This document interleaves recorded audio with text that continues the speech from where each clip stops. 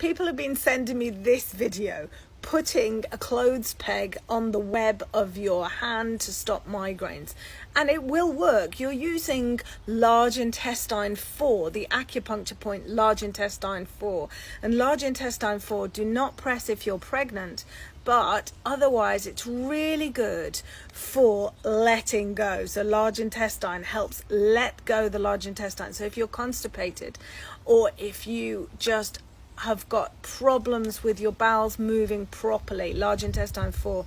And how does that help with migraines? Well, a backup of toxins in the body is really going to manifest, sometimes, not for everybody, but going to headache around the eyes, headache around the sides of the head, and migraine really around the ears, the sides and the eyes. So pressing large intestine 4 will help the body detox. Also, it's very good for toothache or any kind of neuralgia pain. The large intestine meridian comes up and goes either side of your nose, so it can help with kind of localized pain around your teeth. It's a really fabulous point. I'm going to show you how to find it. So put your thumb and your index finger together, and you can see here there's kind of like a mountain. Find the top of the mountain and just press into there. All right, you got two hands. I'm going to show you on the other side.